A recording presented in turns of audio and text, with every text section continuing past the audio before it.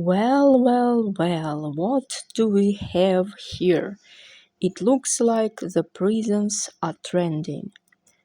We see that, and all is because of Israel, of course, because Israel allegedly uses some rape dungeons on poor Palestinian peoples. Who could have thought? And we also saw this guy Marco Rubio in that prisoner uniform, and we also saw this lover of Zelensky, Yermak. He's also in prison now. That's type of unfair because me personally, I never got to play in a dungeon. So how could this possibly be again that I'll go through life without ever having experienced domination and dominating someone? So let's read up. Max Blumenthal and Aaron Mate discuss the furor of a New York Times report. Did they mean fury? Furor is like blast, exposing legacy media readers to the systematic Israeli practice of sexual violence against Palestinian detainees.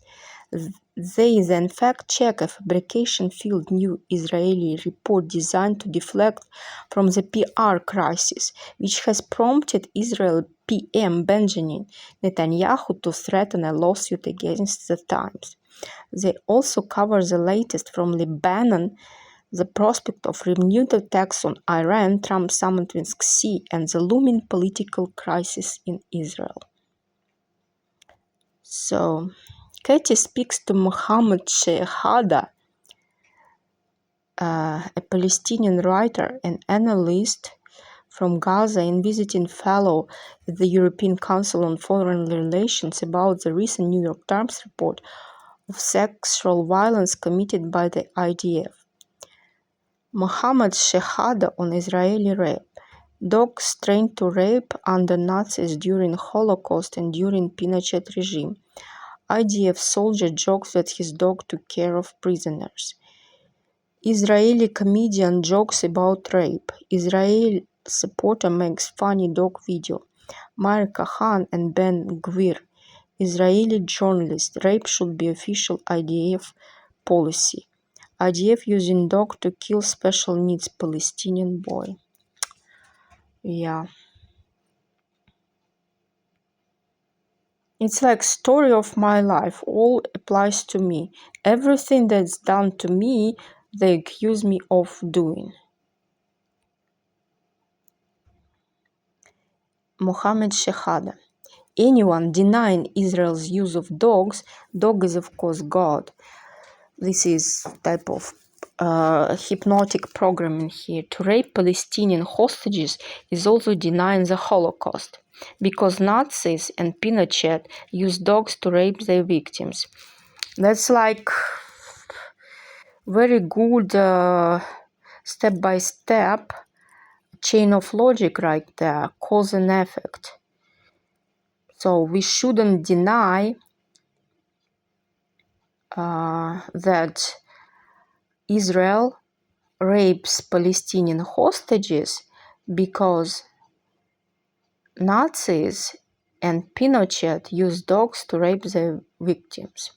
So those who say it can't be done are engaging in anti-Semitism.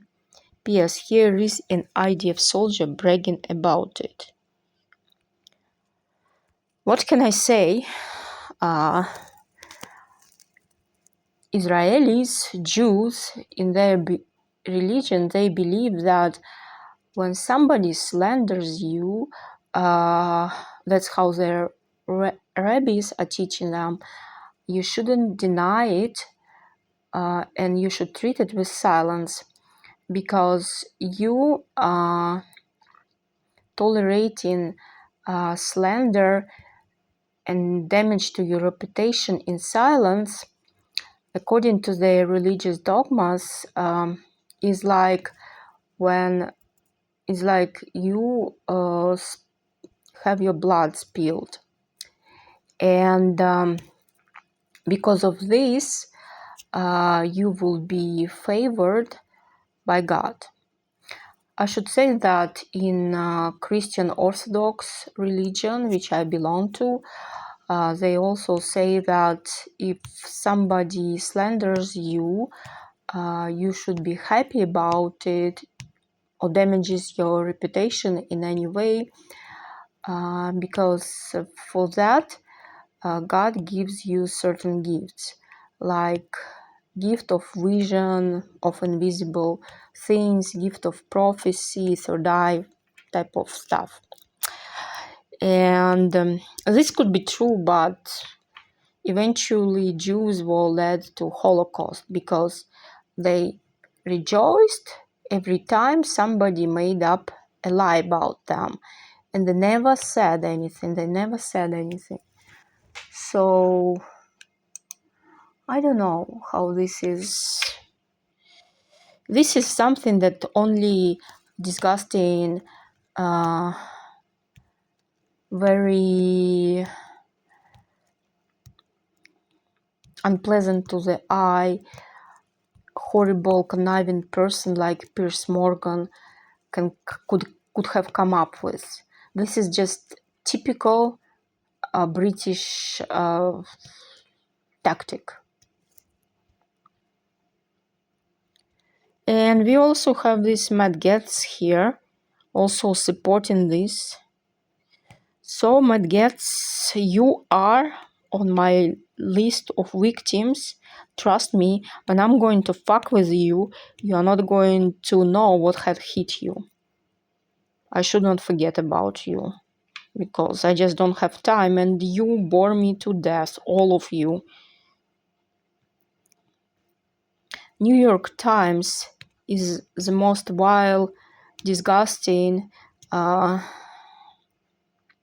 creation of journalism. All of them are just psychopaths. They were very instrumental in destroying my man when they spread it intentionally, this Lyme disease rhetoric, and when they sent this Emitan Chinese agent to convince my man that he had Lyme disease.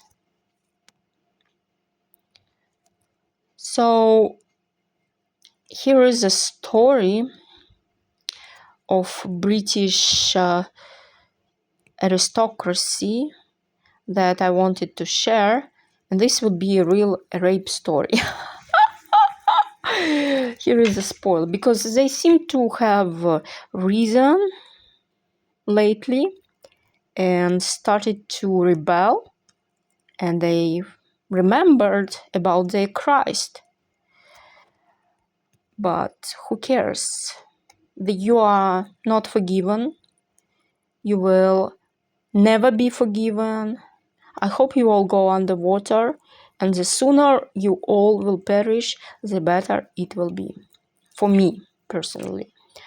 So, I was very young and stupid. Truly, at least a woman's brain doesn't form until age 26. So I decided that I was a socialist and I wanted to help Palestine.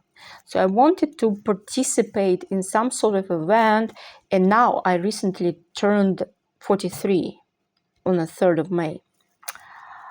So I decided to participate in some event dedicated to Palestine. So I got in touch with this British fella, and he was very old, and honestly I didn't think that people at that age even have sex. So, but I pretended that I was his fan and everything like that. I was his fan, I believed him and everything like that. But not really.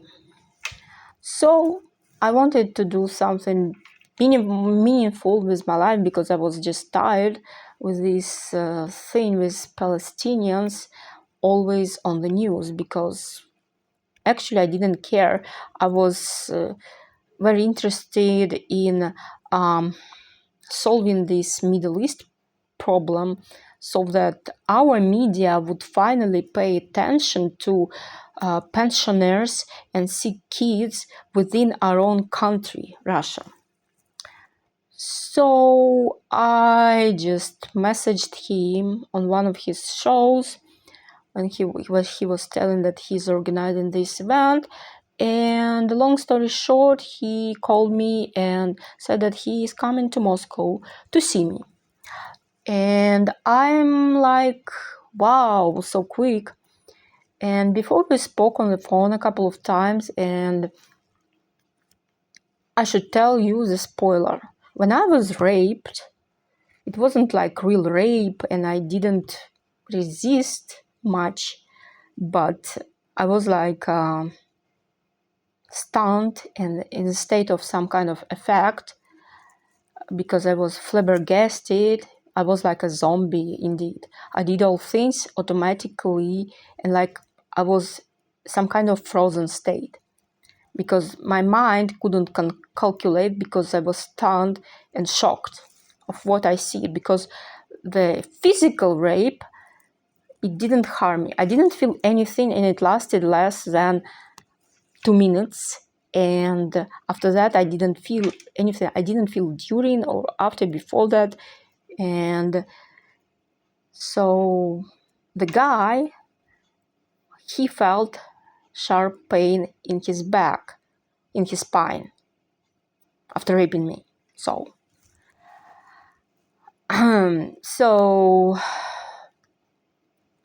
so basically when it all happened, I said that I didn't want that. And he said that, oh, come on, that was like a longest courtship in history. And I was like, in my head, I was like, you didn't court me at all. What are you talking about?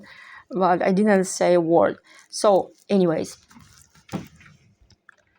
so this guy arrived, and this guy is a PM, member of parliament, elected representative, and he told me he was socialist, or he told on his radio show that he was socialist. And I was helping him to choose hotel, and I thought that I need to find a cheaper hotel for him because he said that he didn't have much money. So I chose a very good hotel, but not the one he wanted to stay in, as I found out later. So he arrives, and first thing he wanted to do, to my astonishment, was he wanted to go to Red Square right away. And when we arrived at the Red Square, he was recognized by some of these Arabic people. And before that, he told not me, but on his show, that he was born a Christian, but he always keeps Quran by his bedside and he always reads it.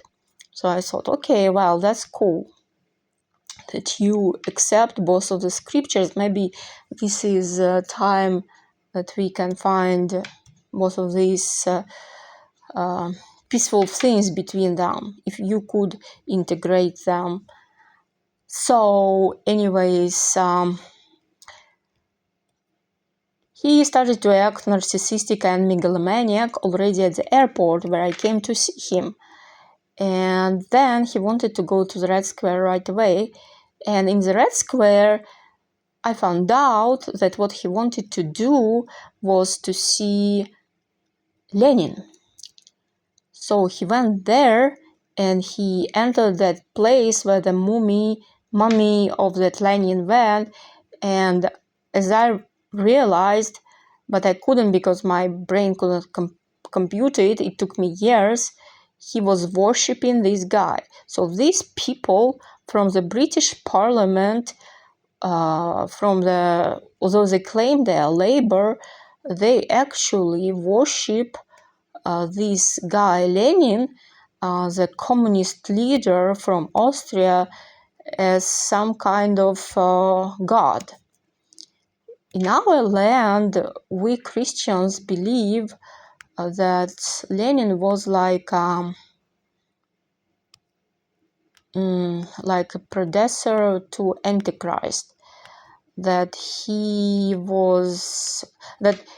some people say that if he is buried, then Antichrist's soul, then Antichrist will arrive, because his soul will be inhabiting the Antichrist, whom they call Dajjal in Muslim religion. So anyways, I came to find out that he worshipped that Lenin guy. And I stood there stunned in the Red Square, and I think he even told me that. And so he wasn't at all a Christian, and he wasn't into this Islam. He was just doing it. I don't know. I decided that he was doing this to get Muslim girls in bed with him, because he wanted to have Islamic girls. That's why he was doing this. Maybe plenty of them at the same time, because maybe in Quran somebody is allowed to have several wives if only they can afford to, if they're rich enough to afford it. That's the conclusion I made. But he told me he didn't have anybody at the time. So anyways, before we were on the phone, and he even then acted weird. He told me he didn't want to meet me at Moscow first. He invited me to some house he said he had in Portugal. He said, it's just small country house in Portugal. I said, well, okay, but I'm kind of afraid to visit it. So he arrived very quickly, like he already had the visa there in Moscow, in Russia. And before he met me, he asked me that I should send him as a package my worn panties. This is what he asked me on the phone. And I was like taken aback and saying, why? And he said, oh, I want to sniff them. And then after years, I realized, because what my friend told me, I had this friend who was from other country, Belarus, but who was living in Moscow, and who was stuck in a very bad marriage with an alcoholic guy who broke her ribs several times and really badly damaged her psychologically and physically.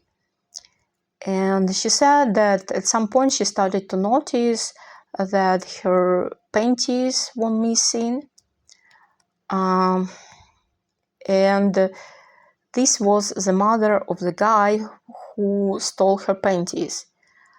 I told her, why would she steal your panties? It doesn't make any sense. And she says, they do some kind of black magic ritual with the panties. They need the ones that you have worn, and then they tie two people together, and I know that she stole them.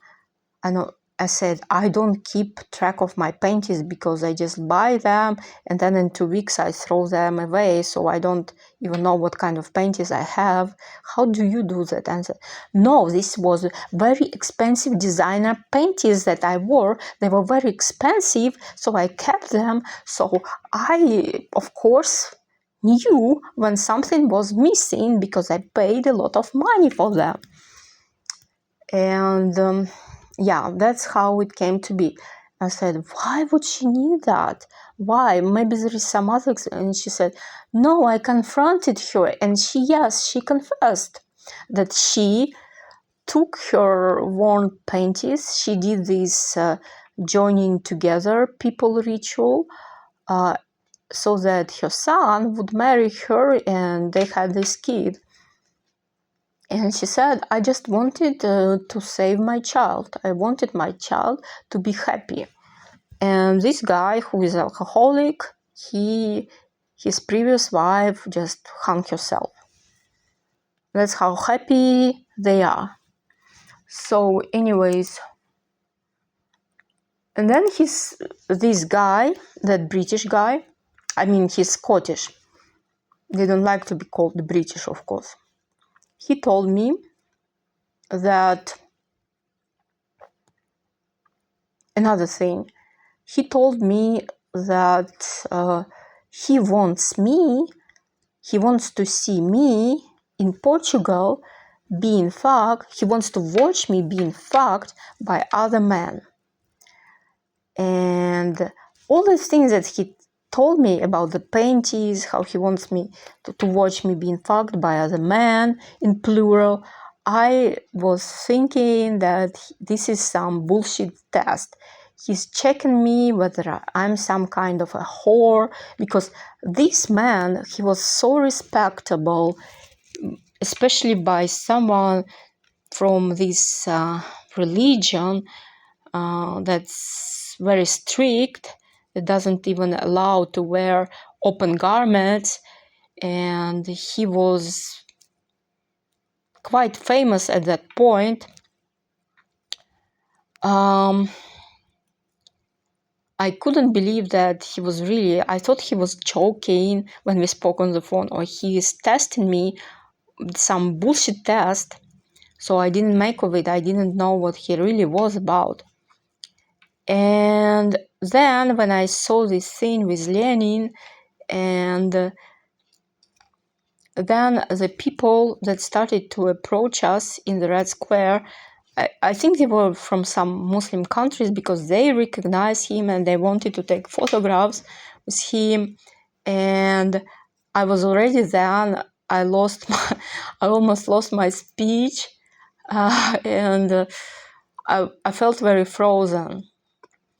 And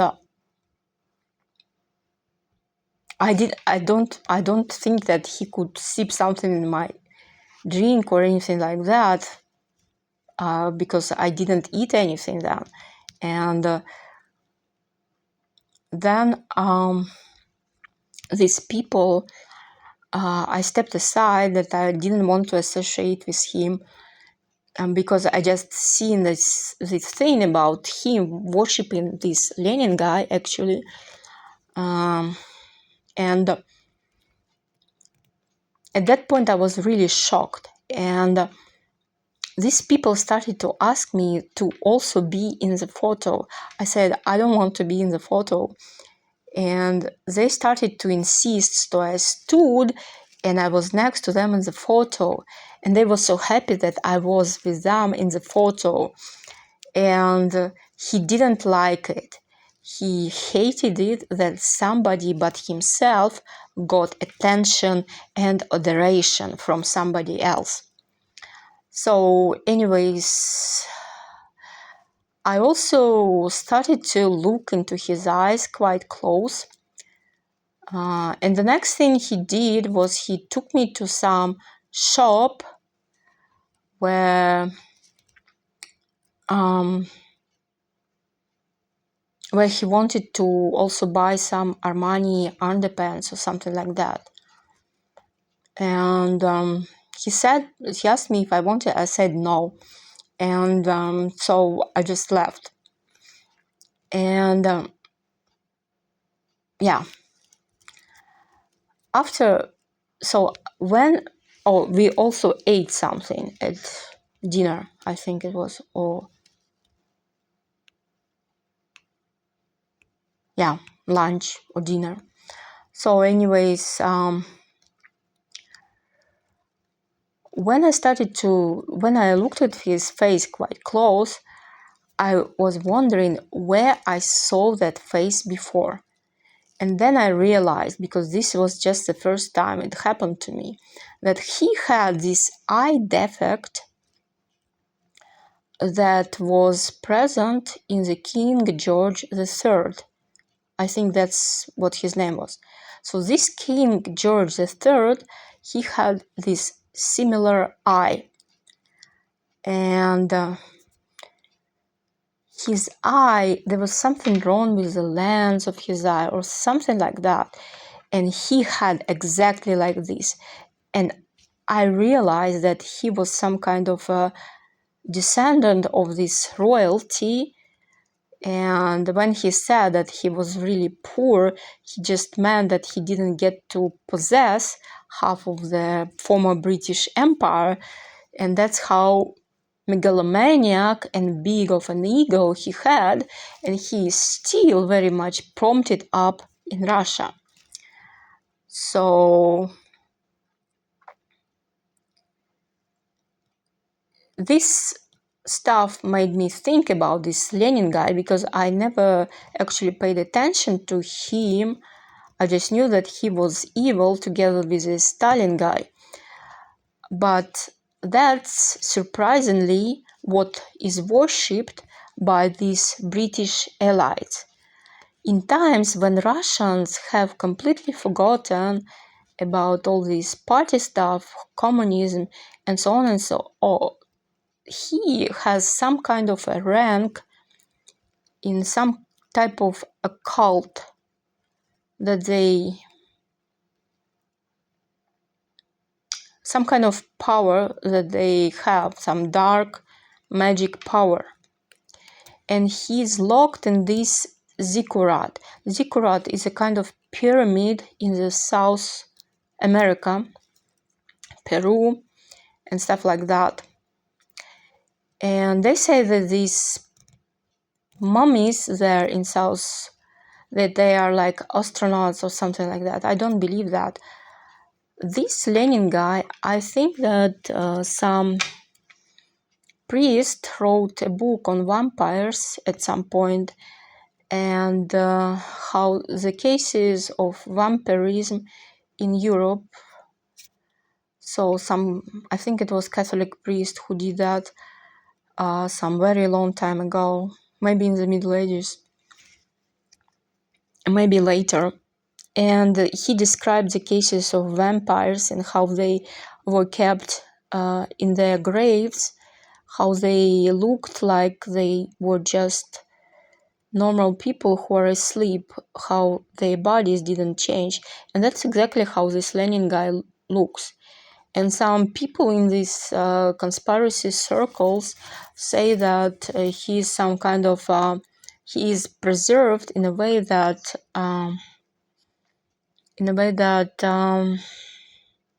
he is kind of a mushroom form. Like mushroom, they neither belong to plants or fruits or any other. Mushrooms are their own kingdom, and he is some kind of a mushroom life form. That's how he lives. So this Abbott, or whoever he is, in his book, he described that these vampires, they wake up at night, they rise at night, and they go and they suck blood out of cattle or out of people. And mostly it's relatives, close people. And when our president, Russian president, who mostly lives in St. Petersburg, I think because of this, when he gathered people from the parliament, representatives, and he said, let's bury this guy, Lenin, he was told by the representative of Communist Party that let those who lived die and we'll do it later on. This was the rumor, but then as he offered it, next day this terroristic act at the theater Crocus happened. And I think they threatened him, just like this Prince Charles.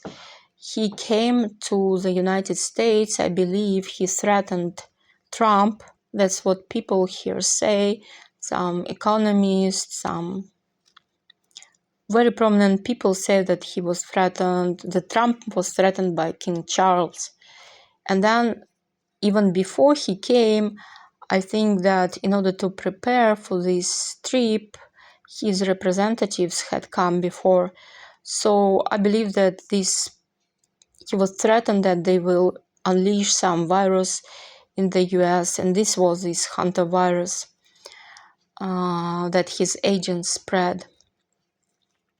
So anyways, long story short, after years, I learned that even negative experience, just like my teacher of psychology told me, is necessary because it's a learning lessons, it's some knowledge that is important that you can obtain. But I was young, really stupid and carefree in my early 20s, I think, and I didn't think about it, and I only listened to some of his radio shows, and so I didn't even bother to read an article about him in Wikipedia, which claimed, and then I looked it up, and then I realized that he wasn't at all a socialist, and he wasn't, poor, that he owned some refineries or something in those Muslim countries. So this was a shock for me. And I saw how stupid I was, and I didn't understand how I was even in this situation, because this guy is definitely not my type or anything, and I was sure that nothing will happen between us, but it did. So yeah, it was my fault because I flattered him. But anyways,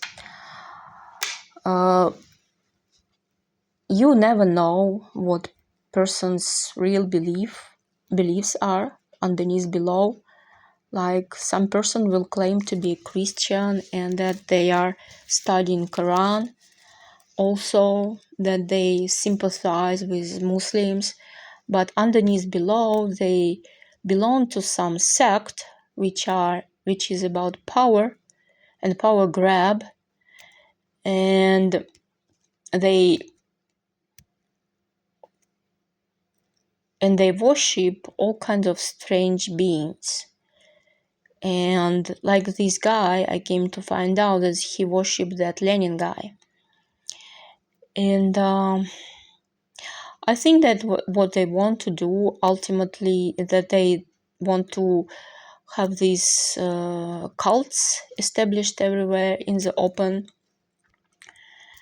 and these all kinds of weird shit cults, and they want to control whom and who can and who cannot breed. And this will make very difficult for people to date, for men to find a partner, a companionship. This is what I feel is their plan, because they want to build this digital society, and they want to build these realistic robots who would look much better than actual women who have flaws, and they would want normal men to be with these robots, and they think that power, I suppose, is distributed with females. So whoever controls the flock of females, he controls the money. Like in Quran, it says that female children are the ones that bring prosperity, richness, money. So you shouldn't kill female child because you want a son, because a female child will bring you prosperity. So I have this friend in Crimea, who said to me that she was there was some point when Crimea and British wanted Crimea very bad at some point in history, and then at some point Russia and Ukraine split, and Crimea as a peninsula started to belong to Ukraine. But this was very important port, a military strategically located port for the defense of Russia, so they still rented it, Russians. And she told me how her mother sent her to the United States for studies, and her mother was in the city council of that city in Crimea. And when she studied there, and I said, where is it? And she told me about some small town. And this small town, it has nothing. Like, it's not like New York or even Los Angeles or Chicago. It's not famous for universities. But she said she went to study at college there. And she said she couldn't study because she always felt this terrible depression. And I said, well, there is nothing there. There is just like a gas station and a city council with this huge statue of Mormon angel that they worship, which I believe is the angel of money. And she says, I said, what were you doing there? What could you possibly study there? And she said, English literature. And I said, okay. And she couldn't complete the class. She couldn't do anything because every day she felt horrible. And I said, look, there was some plot there with these Mormons, because she also told me how when Soviet Union collapsed and Russia and Ukraine split, there were all these Mormon representatives in Crimea. And she said how she attended free English classes made by Mormons, and how they pined into her biography, into her family tree and whatnot. And they were keen to know what kind of bloodline she had. And then she told me about other things. She said that when she was a child, when she came back home from school, at her apartment block, once she closed the door, she saw the men there. They were trying to molest her when she was a really young child. But they just took off her underwear and they observed her sexual organs. So I don't believe these people were really pedophile.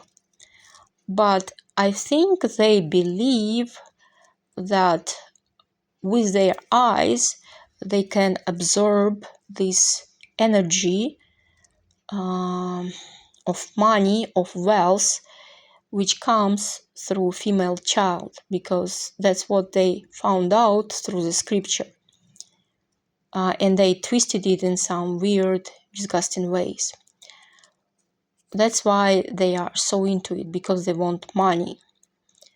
So I believe that they did all this to her, and each time it was a different man, and they didn't rape her or anything. They just looked at her organs. So that's what I believe they did to her. They sucked out her money energy. That's what they did. And I told her that I think that her mom is some kind of a sociopath, narcissistic sociopath, and that she sold her to the Mormon church because of this, and who knows what kind of experiments with what kind of weapons they conducted to her when she was studying in that little city, in that little town, which was full of Mormon agents, because no real parent would actually allow their child to attend all these Mormon classes, even if they're free. Nobody cares, and nobody would send their child to godforsaken town to study. And that was my idea for her. And so I think that one should have strength to rise above this whole thing, but the motivations behind this was purely financial, so purely religious beliefs. Because I believe that if people were truly pedos are exactly turned on, excited by undeveloped sexual organs.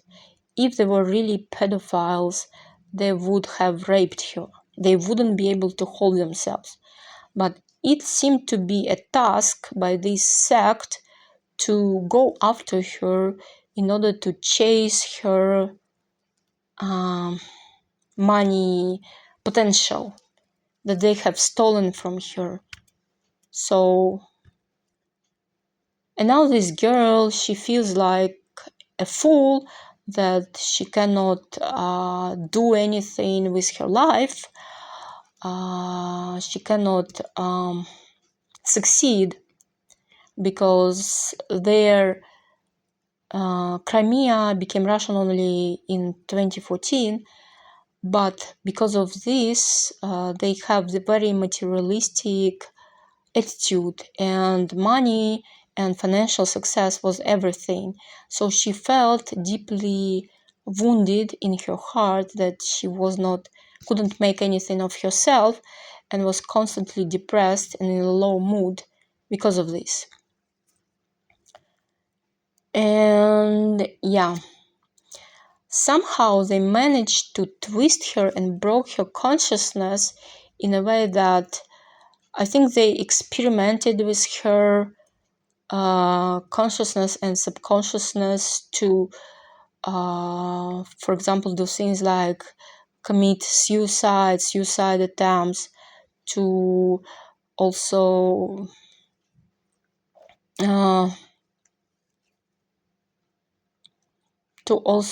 I think change her sexuality, because I believe that she is really into dark-skinned dudes. Like, she's really into those Hulk type of dark-skinned man, brown skin color.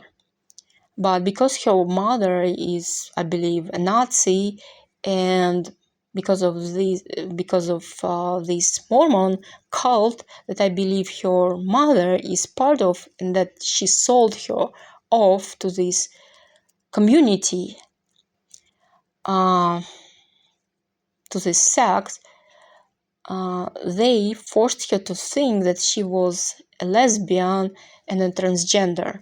I think this was some kind of a mind experiment. So anyway, long story short, each knowledge is very valuable. How I see it now, I see that there was a young man and he wanted to come up with a huge amount of money. And he didn't know what to do, and he just studied the scripture. And from this one phrase that was spoken, I think, by Jesus, that you can't serve both God and Mammon, and I think Mammon is the same as a Mormon. It's an angel of wealth. So you can't serve both of them. He made a very vast logical conclusion chain of logical outcome, suggestion, consequences that made him form this type of cult. The same goes with some parts of Israel, that I believe is occupied by this sect that worships some old man, this Rav Bulachnik, or whatever his name is, as some kind of messiah, that their messiah has already arrived, and that's that. And this is started by some Moroccan, ethnically Moroccan community, and it spreaded to most of influential parts of Israel, as I believe, to Jews, including ones around the world and here in Russia, and especially in Ukraine. So it's also a very dangerous cult, and I saw it in the United States, especially in the Russian-speaking YouTube vloggers who pretend that they support Trump, but now they finally show their true colors, and they have this portrait of that guy whom they think is this Jewish messiah who already died. That's a very harmful cult. And once a year they come to Ukraine, I heard, to the city of Uman, to the grave of that person, and they trash it and they have fun and they do whatever they like, whatever kind of carnal pleasures, and then they believe that all the sins will be forgiven if you visit that grave at certain time of the year. So that's also horrible stuff, and this is all because of these dangerous hypnotic cults. So anyways, I don't wish luck and success to the UK. I hope you all go down, because you disgust me. You are pigs.